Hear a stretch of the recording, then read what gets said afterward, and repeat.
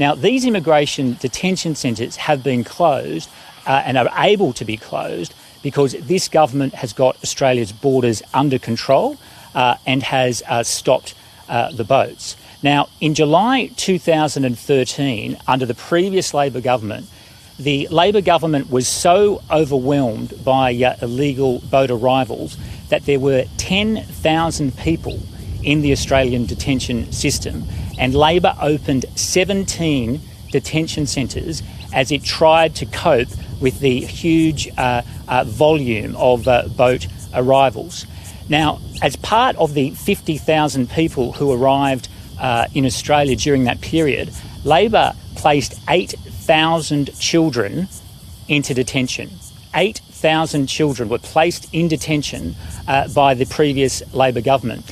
When this government came into office, there were 2,000 children in detention, all of whom have been removed. Now, our success in managing borders has allowed us to close these 19 detention centres. It has allowed us to save Australian taxpayers some $500 million through the reduction in operating costs of those centres, and it has led to a situation where Australia's borders are once again under control. To do is change all that.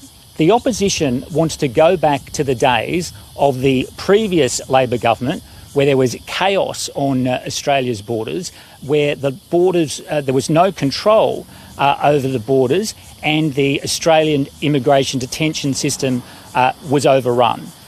Labor has already said they want to abolish temporary protection visas, which are a key part of Australia's border protection. They have effectively said that they want to abolish offshore processing through the extraordinary laws that Labor voted for in the Senate in December. So Bill Shorten basically says, when it comes to border protection, Bill Shorten says, trust me. But the Australian people know a lot better than that, because the Australian people know what happened under the previous Labor government. Now, Kevin Rudd didn't say he was going to change everything prior to coming into power in 2007. In fact, he said he'd leave things how they were under John Howard.